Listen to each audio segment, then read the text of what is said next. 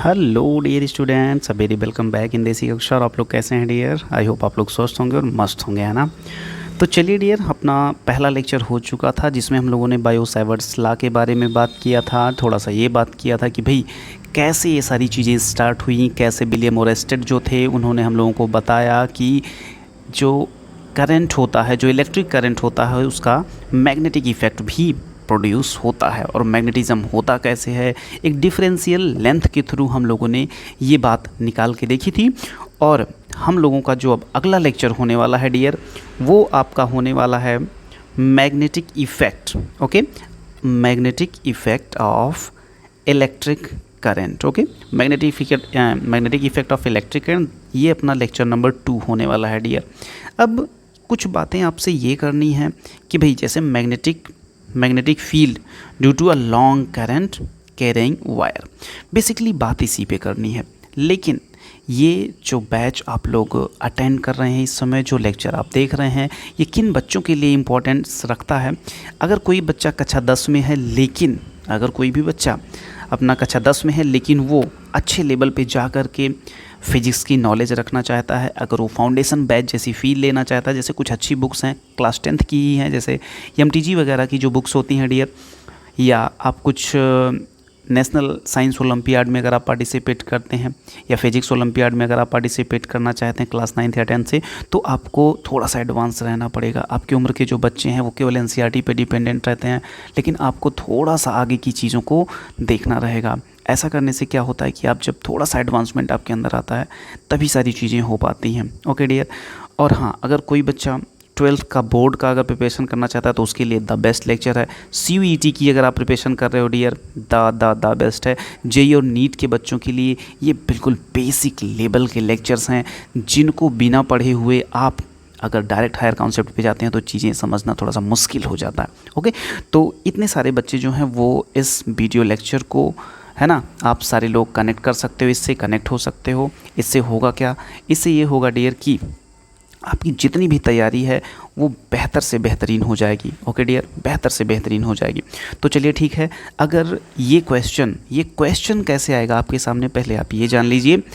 ये क्वेश्चन ऐसे आता है डियर, है ना, ये क्वेश्चन ऐसे आता है आपके सामने। क्वेश्चन कहेगा कि अप्लाई द बायो सैवर्ट्स, ऐसे बोलेगा, apply Biot Savart law to determine to derive an expression for the magnetic field produced at a point due to current flowing through a straight wire of infinite length. Also draw the sketch of the magnetic field. State the rules. Okay, state the rules used to finding the direction of this magnetic field. तो actually this is not a question, this is a collection of questions. Okay, इसमें कई question आपसे एक साथ पूछ लिया गया है। और मैं आपको बता दूं, ये बोर्ड का भी बहुत प्यारा क्वेश्चन है, बहुत ही फेवरेट क्वेश्चन है बोर्ड का।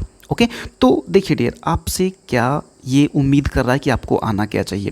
पहली चीज़ तो आप ये जान लीजिए डियर कि अभी आप बायो सैवर्ट्स लॉ पढ़ के चले आए। बायो सैवर्ट लॉ के बारे में थोड़ा सा मैं अगर आपको इन्फॉर्मेशन दे दूं तो बायो सैवर्ट लॉ क्या था, उसमें आपका एक वायर था, नहीं, एक आपका वायर था छोटा सा, जिसमें आपने डिफरेंशियल लेंथ ले लिया था।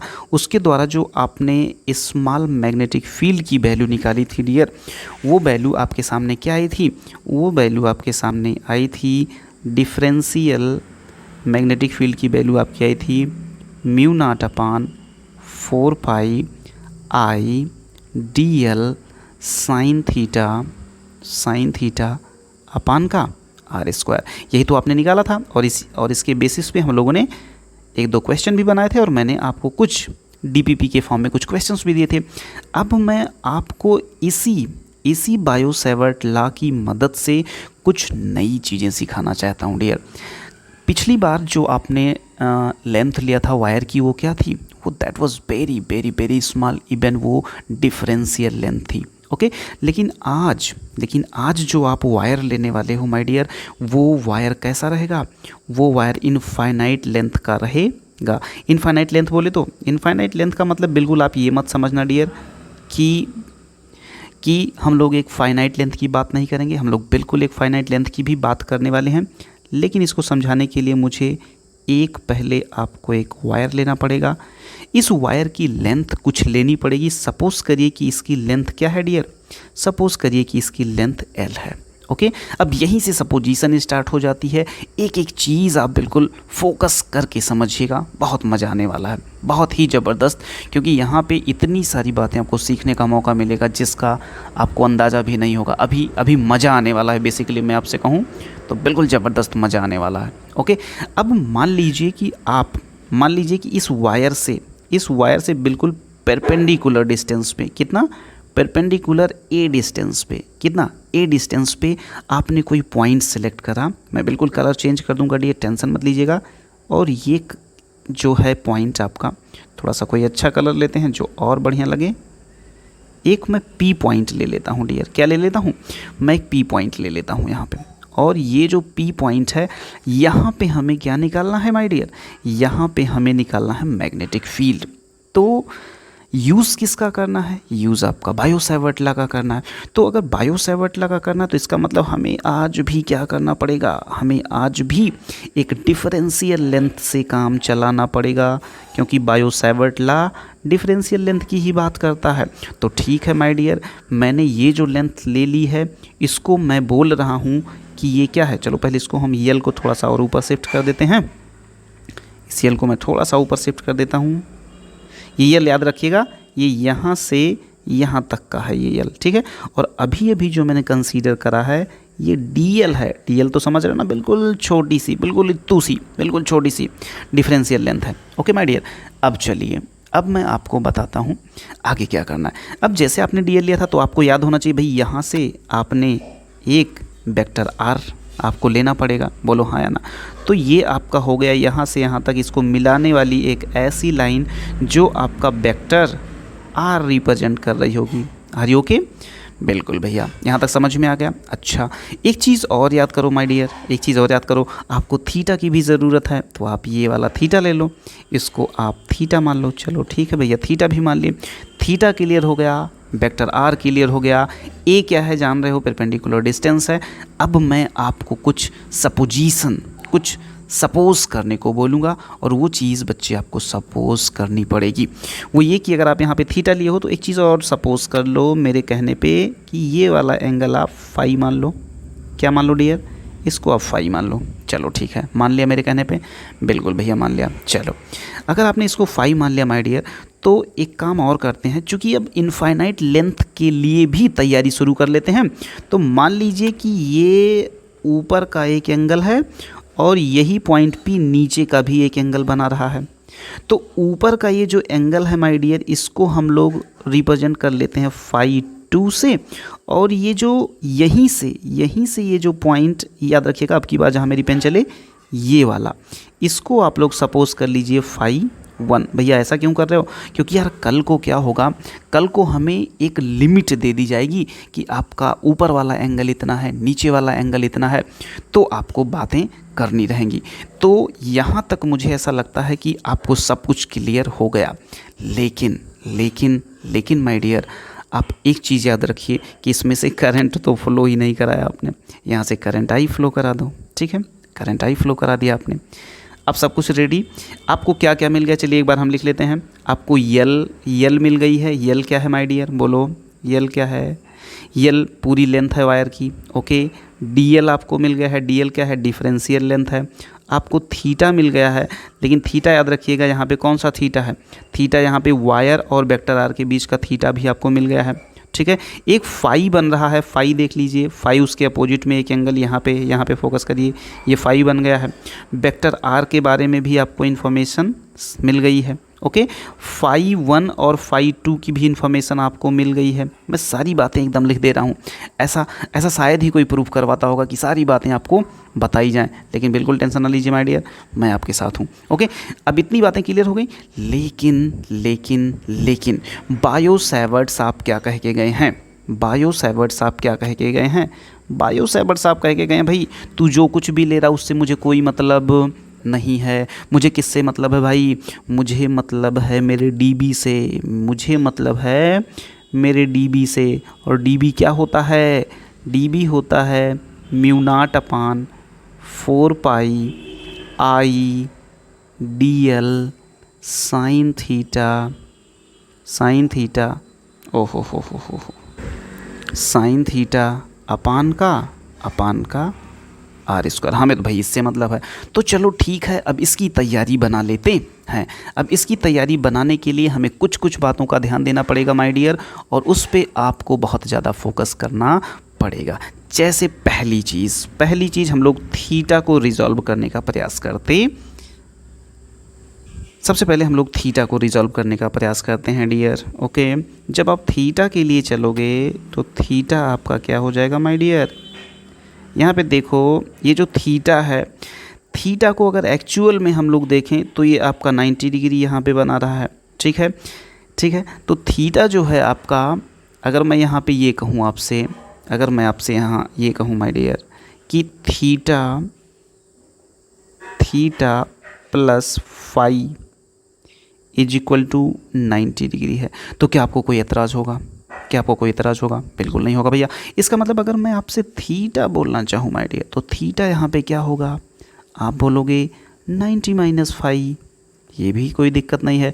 ट्रिग्नोमेट्री इतना तो अपन को आती है कि अगर मैं अब साइन थीटा लिखना चाहूँ, बच्चे बोलो जल्दी से, अगर मैं अब साइन थीटा लिखना चाहूँ तो क्या बोलोगे? आप बोलोगे भैया यही जो आपने थीटा लिया है इसी का साइन कर दो। तो यहाँ क्या हो जाएगा माय डियर? यहाँ पे हो जाएगा साइन 90 माइनस कितना, फाई। और साइन 90 माइनस फाई के बारे में तो किसको नहीं पता है? साइन 90 माइनस थीटा बराबर कॉस थीटा होता है। तो साइन 90 माइनस फाई बराबर क्या हो जाएगा? कॉस फाई हो जाएगा। क्या हो जाएगा? Cos phi. इसका मतलब ये हुआ कि जहाँ कहीं भी हमें साइन थीटा की ज़रूरत पड़ेगी वहाँ पे हम कॉस फाई रखेंगे। इसको आप इक्वेशन नंबर 1 मानो मेरे हिसाब से बच्चे। ओके, तो इतना क्लियर हुआ। अच्छा, मुझे आर की ज़रूरत पड़ने वाली है। चलो हम कलर चेंज करते हैं, मज़ा बदल जाएगा। अब मुझे आर की ज़रूरत पड़ने वाली है। किसकी? आर की। तो ये बताओ कि cos phi is equal to क्या होता है? Cos phi is equal to होता है बेस अपान हाइपोटेनस। तो बेस क्या है? यहाँ पे फाई देखो ना, तो बेस आपका क्या है? यहाँ से यहाँ तक ए है, तो आप कहोगे ए बाई आर। मैं भी कहा भाई, ठीक है, बिल्कुल सही कह रहे हो। तो मैं अगर कहूँ कि आर इज इक्वल टू, यहीं पे अगर मैं ये कह दूँ आर इज इक्वल टू, तो आप क्या बोलोगे? आप बोलोगे कि cos A upon cos phi. भाई इतनी तो ट्रिग्नोमेट्री हमको 10th क्लास के बच्चे को आती है कि 1 upon cos is equal to क्या होता है? सेक ए हो जाता है। कितना होता है? बोलो सेक फाई होता है। तो इसका मतलब यहाँ पे क्या हो जाएगा बच्चे? यहाँ पे हो जाएगा ए सेक फाई हो जाएगा। नहीं, ये आपका बन गया माय डियर, ये आपका बन गया इक्वेशन नंबर 2। ओके, सारी इन्फॉर्मेशन हम लोग 1 बाय 1 करके ले रहे हैं। अच्छा ये बताइए, एक चीज़ और आपको ज़रूरत पड़ती थी, डीएल की। डीएल, अरे भाई आइडियल साइन थीटा। तो अब हम पहला तो ये हो गया, दूसरा हमारा ये हो गया। अब आते हैं हम अपनी तीसरी रिक्वायरमेंट पे, और कलर चेंज करते हुए तीसरी रिक्वायरमेंट हम यहाँ पे लिख देते हैं।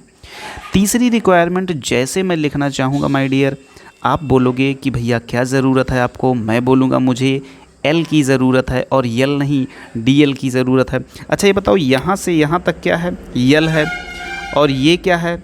ए है। तो मैं अगर यहाँ से कहूँ tan फाई बराबर, अगर मैं कहूँ tan फाई बराबर, तो आप बोलोगे परपेंडिकुलर, यानी कि यल अपान ए हो जाएगा। नहीं कहोगे? बिल्कुल कहोगे। क्या हो जाएगा?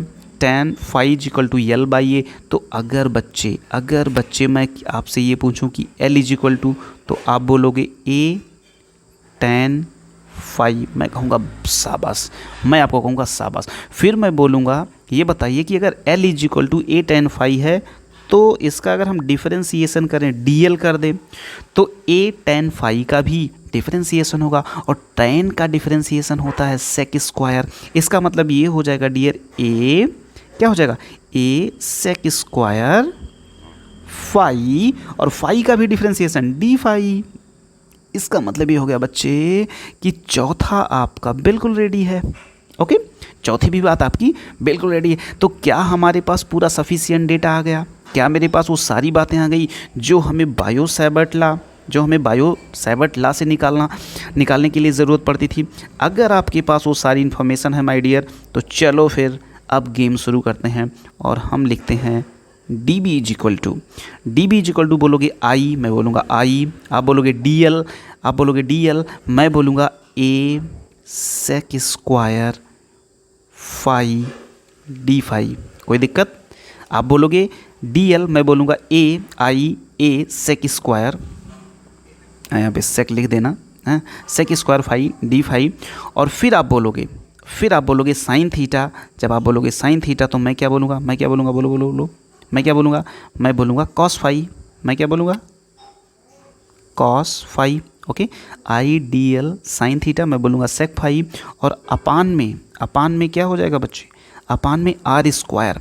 जहाँ पे आप आर बोलोगे मैं बोलूँगा ए सेक फाई। मैं क्या बोलूँगा? A sec phi. तो ए स्क्वायर सेक स्क्वायर फाई। इतनी बातें कंप्लीट, बोलो अगर इतनी बातें कंप्लीट हो गई हो माय डियर, अगर इतनी बातें कंप्लीट हो गई हो तो चलो इन सारी बातों को हम फिर से एक नए पेज पे लिखते हैं।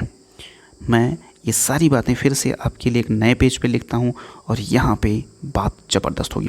बात क्या होगी? बात ये होगी कि d B is equal to अभी निकल के आया है आई, डी एल की जगह पे आपने हमसे क्या लिखवाया है? डी एल की जगह पे आपने हमसे लिखवाया है, बोलो ए सेक स्क्वायर, भाई सेक में एस होता है, ए सेक स्क्वायर फाई। और आगे आपने डी फाई भी लिखवाया, मैंने लिख दिया, कोई बात नहीं। आइडियल साइन थीटा के स्थान पे आप हमसे क्या लिखवा रहे हो? साइन थीटा के स्थान पे आप हमसे लिखवा रहे हो कॉस फाई। मैंने कहा चलो भाई ठीक है लिखवा लो। फिर आप क्या लिखवा रहे हो? आर स्क्वायर की जगह पे आप हमसे लिखवा रहे हो ए स्क्वायर सेक स्क्वायर फाई। मैंने कहा ठीक है। अच्छा, एक चीज़ आप भूल रहे हो, उसको भी लगा दो, म्यू नॉट अपान 4 पाई। चलो काटा पीटा स्टार्ट करो। ए स्क्वायर, एक ए आप यहाँ से खा लो, सेक स्क्वायर पूरा खा लो, सेक स्क्वायर फाई पूरा खा लो, ठीक है। तो आपको बेसिकली क्या मिला माय डियर? आपको बेसिकली मिला है d B is equal to mu naught upon 4 pi. और क्या मिला? और आपको मिला है आई, ठीक है। और आपको क्या मिला है डियर? आपको मिला है कॉस फाई और डी फाई। बोलो हाँ या ना। और नीचे आपको क्या मिल चुका है? नीचे आपको मिलने के लिए तो कुछ नहीं है, नीचे तो आपका एक बचा है, उससे कोई मतलब नहीं है। लेकिन माय डियर, ये आपका क्या है? ये सारी की सारी बातें आपके लिए क्या हैं? ये dB की लंबाई है, यानी एक डिफरेंशियल लेंथ की बात अपन करें हैं। इसका मतलब अगर हमें पूरे की चाहिए तो हमें पूरे के लिए इंटीग्रेट करना पड़ेगा। हाँ भाई, और कहाँ से कहाँ देख लो मेरे बच्चे, कमॉन जल्दी से। देखो फाई 1 से फाई 2 तक जब इंटीग्रेट करोगे तब आपको चीज़ें मिलेंगी। अगर हम इसको रेफरेंस पॉइंट मानते हैं तो नीचे का एंगल माइनस और ऊपर का एंगल माय डियर प्लस। तो चलो आओ, इसका मतलब माइनस फाई 1 से हमें इंटीग्रेट कहाँ तक करना है? फाई 2 तक करना है my dear. Are you comfortable? Okay, तो यहाँ पे करोगे क्या तुम? dB का इंटीग्रेशन, ठीक है। तो चलो फटाफट से कर लेते हैं। जब इतने का इंटीग्रेशन तुम कर दोगे तो ये आपको मिल जाएगा b, और b इज इक्वल टू क्या हो जाएगा? इंटीग्रेशन में माइनस फाई 1 से फाई 2 माय डियर। और यहाँ पे किसका इंटीग्रेशन कर रहे होगे तुम? आप इंटीग्रेशन कर रहे होगे म्यू नॉट अपान 4 पाई आई, और किसका? कॉस फाई डी फाई का। ओके, इतने का आप इंटीग्रेशन कर रहे होगे। चलो ठीक है, मान लिया हमने। आओ अब छोटा सा एक कॉर्नर साइड बनाते हैं और उसमें अपनी सारी इन्फॉर्मेशन भर लेते हैं। चलो फटाफट से ये बताओ मेरे बच्चे कि अब b बराबर क्या है? आप बोलोगे भैया म्यू नॉट अपान 4 पाई आई, तो बाहर ले लो, क्योंकि ये सारी चीज़ें क्या हैं? ये सारी चीज़ें आपके काम की नहीं है, सब कांस्टेंट हैं। और माइनस फाई 1 से फाई 2 तक इंटीग्रेट किसको करना है? कॉस फाई डी फाई को। ओके, तो चलो ठीक है। तो यहाँ पे म्यू नॉट अपान 4 पाई आई तो बाहर आ गया। कॉस फाई का इंटीग्रेशन माय डियर पता है क्या होता है? कॉस फाई का इंटीग्रेशन होता है यस साइन फाई। क्या होता है? साइन फाई होता है माय डियर, साइन फाई। और साइन फाई की अब लिमिट लगेगी ना यहाँ पे, साइन फाई की लिमिट लगेगी -φ1 से φ2 तक। चलो फटाफट से लिमिट रख देते हैं बच्चे। ओके चलो, जैसे ही आप लिमिट रखोगे μ0/4π ये तो हो जाएगा साइन थीटा। सबसे पहले ये क्या लिखोगे? Upper limit minus lower limit. इसका मतलब क्या हुआ? साइन φ2 माइनस क्या? माइनस क्या? साइन -φ1। ठीक, अरे upper limit minus lower limit होती है ना। तो अब यहाँ क्या हो जाएगा? बोलो बोलो बोलो, यहाँ क्या हो जाएगा? यहाँ हो जाएगा, थोड़ा सा मैं और इधर शिफ्ट कर देता हूँ, बात ज़्यादा मजा आएगी करने में। तो ये हो जाएगा μ0/4π। आपको एक फार्मूला मिल चुका है बच्चे। वो फार्मूला मिल चुका है क्या? वो फार्मूला आपको मिल चुका है μ0/4π। यहाँ पे आई भी था, मैंने आई को मिस कर दिया, स्पेस की थोड़ा कमी थी। तो ये हो जाएगा μ0/4π आई और ब्रैकेट में साइन φ2 या φ2 क्यों? साइन का माइनस थीटा है ना, तो साइन का माइनस थीटा क्या होता है? साइन है ना, साइन का माइनस थीटा होता है माइनस साइन थीटा, तो ये प्लस हो जाएगा। तो साइन φ1 प्लस साइन φ2। तो ये आपका एक कंप्लीट फार्मूला बना। इसी फार्मूले की हमें ज़रूरत रहेगी। अब मैं इस फार्मूले के बारे में डिटेल आपसे बात करता हूँ एक नए पेज पे। ओके आओ, हमें फार्मूला क्या मिला? अब हम आगे वही ओरिजिनल वाले पेज पे डायरेक्ट, कि हमें एक फार्मूला मिल गया बच्चे डी बी का नहीं, एक्चुअली हमें बी का फार्मूला मिल गया है। हमें एक बी का फार्मूला ऐसा मिल गया है जब हमारा वायर का जो लेंथ होगा वो फाइनाइट लेंथ होगा। तो यहाँ पे हमें मिल गया डियर μ0/4π आई, और यहाँ पे क्या? Sine φ1 plus sine φ2। अब एक बात का आप ख्याल रखिएगा माय डियर, ये बात क्या होगी? वो बात ये होगी कि φ1 और φ2 क्या होगा। तो चलो एक बार फिर से मैं आपको याद दिला देता हूँ सारी बातें। जैसे मान लीजिए ये आपका क्या हुआ? ये आपका हुआ वायर। ओके, और ये वायर बहुत बड़ा है, बहुत बड़ा का मतलब मैंने डॉटेड कर दिया। ओके, लेकिन आपको निकालना कहाँ है? आपको इस पॉइंट पे मैग्नेटिज्म की वैल्यू निकालनी रहेगी। तो देखो ये यहाँ से कितना एंगल बना रहा है, बहुत ध्यान से देखो। इस पॉइंट से, इस परपेंडिकुलर डिस्टेंस से कितना एंगल बना रहा है, और यहाँ से कितना एंगल बना रहा है। यही है वैल्यू किसकी? φ1 और φ2।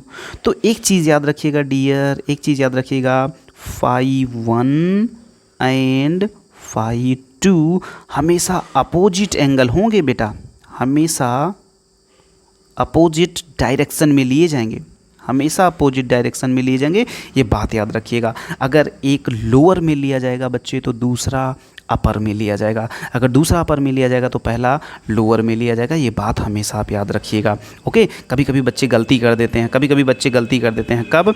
जब दोनों की एक ही डायरेक्शन होती है। हम इस पर क्वेश्चन करेंगे, बढ़िया से करेंगे, बिल्कुल आप टेंशन मत लीजिएगा। पहले आप ये पूरा कॉन्सेप्ट बच्चे आप सीख जाओ, पूरा कॉन्सेप्ट आप सीख जाओ। ओके माय डियर, चलो अब मैं कुछ केस बनाता हूँ इसमें, माय डियर। केस पहला यही रहेगा कि अगर फाइनाइट है, पहला केस तो यही है कि अगर फाइनाइट लेंथ है, तब तो ये फार्मूला आपके लिए बेस्ट है। लेकिन दूसरा केस ये है डियर कि अगर सेमी फाइनाइट हुआ, सेमी फाइनाइट का मतलब ये हुआ कि θ1 जो है, φ1 कह लो, φ1 तो आपका 0 डिग्री हो गया, लेकिन φ2 जो है सेमी इनफाइनाइट लेंथ, ये दूसरा वाला जो हो गया वो 90 डिग्री हो गया। तो आप खुद सोचो ना यार, ये फार्मूला क्या बन जाएगा? पहला 0 तो 0 हो जाएगा, 90 की वैल्यू 1। इसका मतलब ये हो जाएगा जब भी सेमी फाइनाइट की बात करी जाएगी माय डियर, आपके मैग्नेटिज्म की जो वैल्यू आएगी वो क्या आएगी बोलो? वो आएगी μ0/4π आई और कितना बोलो? μ0/4π आई हो जाएगा। अच्छा, एक टर्म हम लोगों ने छोड़ दिया है क्या?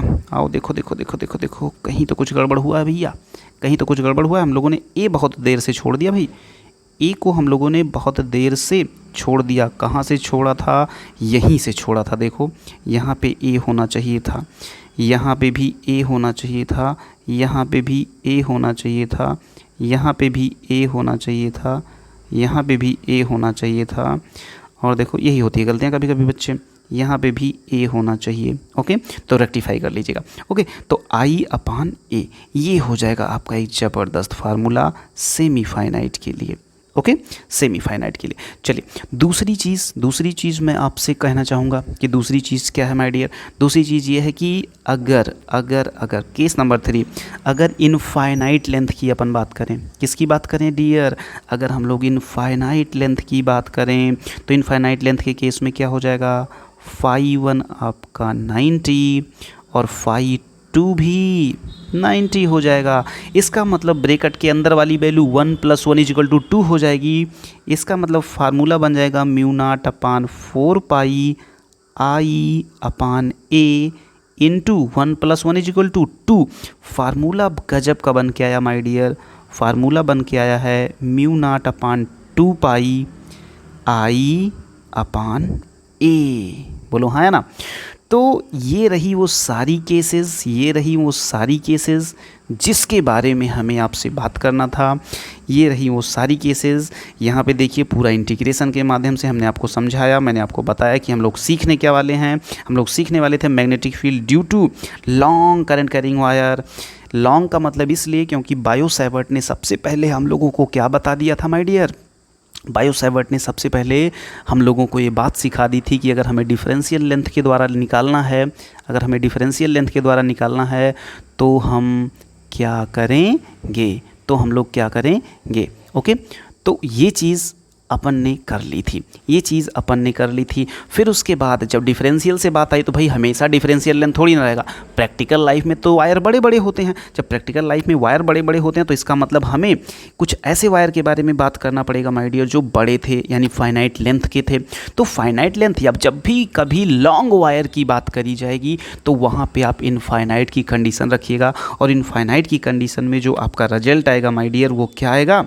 वो आएगा आपका ये वाला। तो देख लीजिए, फिर से एक बार देख लीजिए माय डियर, हम लोगों ने कौन कौन सी चीज़ें कवर करी। हम लोगों ने पहला एक फाइनाइट का लिया। जब फाइनाइट का लोगे तो दोनों इक्वल रहेगा, तो ये हो गया आपका केस नंबर 1। केस नंबर 2 ये हो गया सेमी फाइनाइट का, मतलब एक तो भाई 0 हो जाए, दूसरा 90, तो ये हो गया आपका केस नंबर 2 माय डियर। और तीसरा जो आपका केस बना मेरे बच्चे, मेरे भैया, वो बना आपका क्या? तीसरा case μ0 upon 2 pi I by a. Okay, तो मुझे ऐसा लगता है कि आपने क्वेश्चंस कर लिए। अच्छा, इसका दूसरा क्वेश्चन था also draw the sketch. Sketch का मतलब यही जो आपने स्केच ड्रा किया है, कोई दिक्कत नहीं है, इसको आप दिखा सकते हो।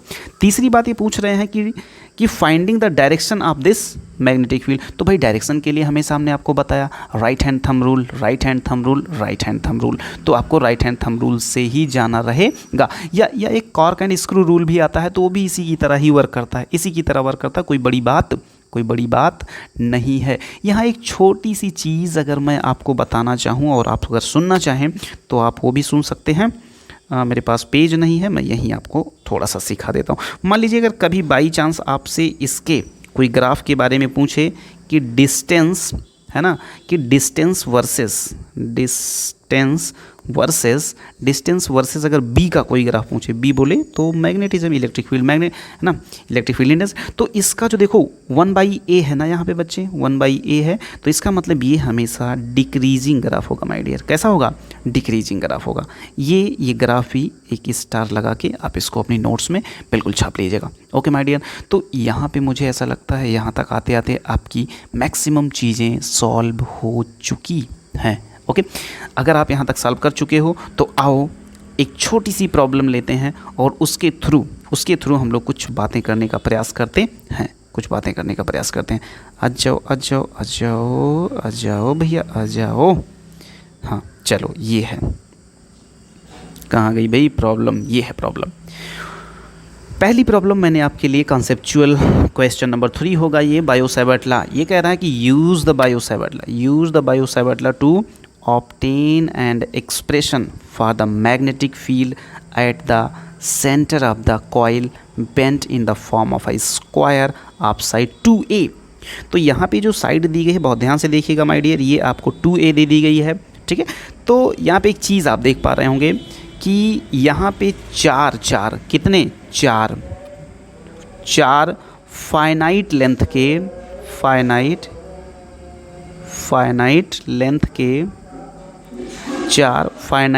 क्या हैं, 4 फाइनाइट लेंथ के वायर हैं। इसका मतलब किसी एक के द्वारा अगर हम लोग निकाल लें माय डियर, अगर किसी एक के द्वारा हम लोग निकाल लें तो बाकी चीज़ें उसी को हम 4 से मल्टीप्लाई कर देंगे, चीज़ें हो जाएंगी। यहाँ पे एक चीज़ और आप देख पा रहे हो कि इसके बीच का एंगल क्या है, 45। अच्छा ये बताइए, ये तो 45 है, यहाँ से यहाँ तक अगर 2a है तो ये वाली डिस्टेंस आपकी a हो जाएगी, यानी इससे भी आपको फुर्सत मिली है। करंट I फ्लो कर रहा है। अच्छा एक चीज़ देखिए, करंट ऊपर से नीचे आ रहा है, इसका मतलब अगर हम लोग थंब रूल से निकालने की कोशिश करेंगे तो इस पॉइंट पे अपवर्ड आएगा। कैसा आएगा, इस पॉइंट पे अपवर्ड आएगा। आप जानते हो ना अपवर्ड को डॉट से और क्रॉस जो होता है उसको डाउनवर्ड से, बातें तो समझ में आती हैं ये।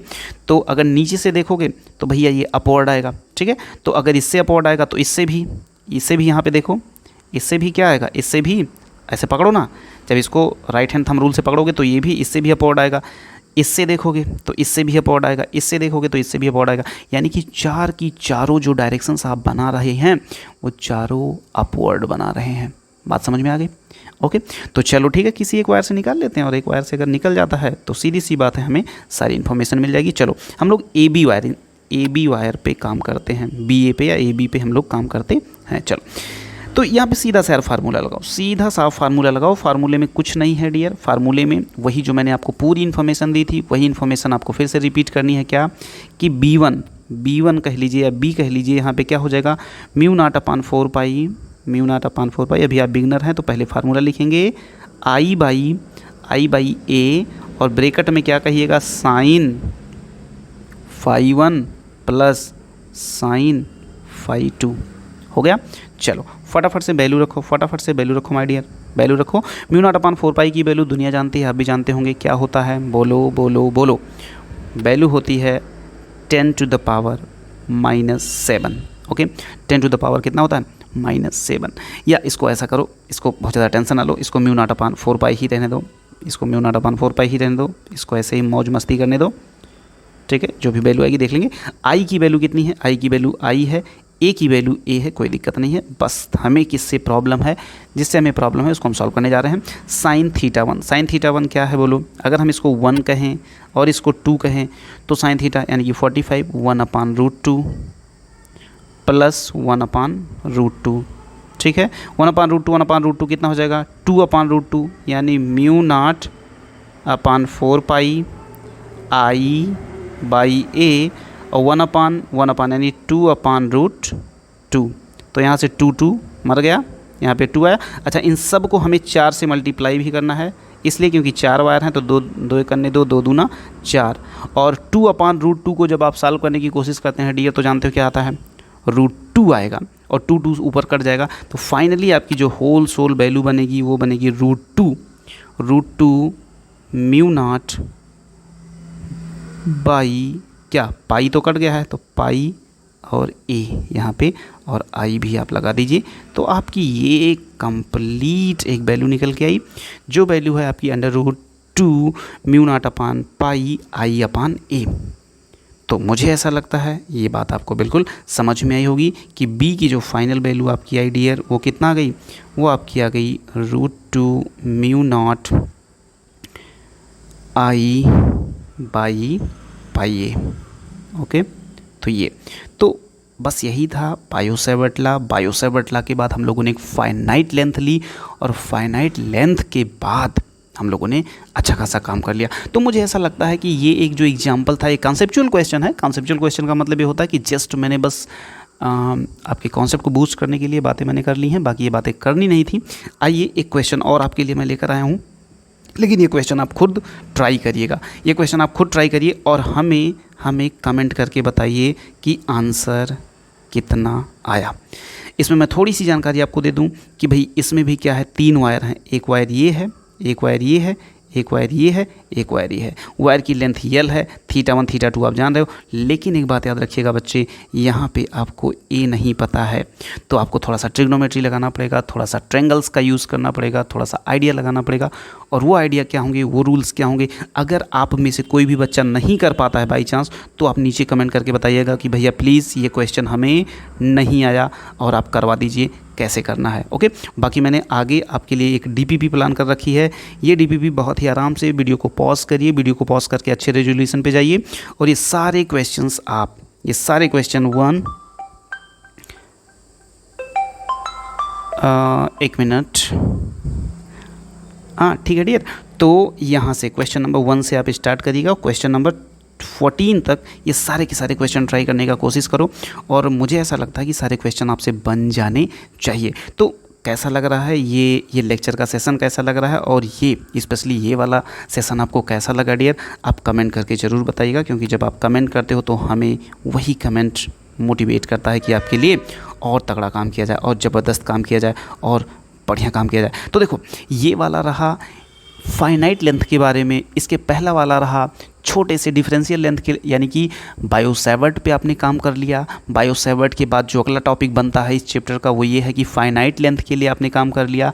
अब फाइनली वो समय आ गया है कि इस पे हम कुछ अच्छे खासे नंबर ऑफ क्वेश्चंस लें जो कि नीट और जेई में आए हुए हैं या किसी भी ओलंपियाड में आए हुए हैं, और वो सारे क्वेश्चन 1 बाय 1 करके हम लोग बात करें। ओके डियर, तो इतनी देर तक आपने हमें झेला, ठीक है, आपने हमें झेला, इसके लिए थैंक यू। एक बिग स्माइली आपके लिए बच्चे। और कैसा लगा ये सेशन आप ज़रूर कमेंट करके बताइए। आदित्य, आपको कैसा लगा भाई, कहीं कोई कैलकुलेशन में प्रॉब्लम तो नहीं है? हाँ बिल्कुल आप बताइएगा, क्योंकि आपको नीचे और ऊपर काटने में या कभी कभी आपको क्या होता है कि कहीं भी फ्रैक्शन वाला पार्ट आता है तो आपके लिए दिक्कत हो जाती है। तो डेफिनेटली आप हमें कमेंट करके स्पेशली बताएं कि भैया यहाँ पे कैसे हो गया, वहाँ पे कैसे हो गया, या साइन थीटा या इंटीग्रेशन कैसे हो गया, डिफरेंशिएशन कैसे हो गया। अगर इसके लिए आपको कुछ नई या अलग से फीडिंग की ज़रूरत है तो बिल्कुल बताइएगा। कोई भी बच्चा जो इस वीडियो लेक्चर को अटेंड कर रहा है, अगर डिफरेंशिएशन या इंटीग्रेशन में भी प्रॉब्लम हो तो आप वहाँ पे कमेंट करके हमें बता सकते हो कि बच्चा। चलो ठीक है, मिलते हैं नए सेशन में कुछ नए लेक्चर के साथ और कुछ नए कॉन्सेप्ट के साथ और कुछ नए ज़बरदस्त नीट और जेईई और ओलंपियाड के क्वेश्चन के साथ। तब तक के लिए आप एंजॉय करते रहिए, लेक्चर का मज़ा लीजिए और कॉन्सेप्ट को आप अपने बूस्ट करते रहिए। जहाँ भी रहिए फोड़ते रहिए, ज़बरदस्त धूम मचाते रहिए। ओके, लव यू बच्चा party, take care, bye bye, जय हिंद।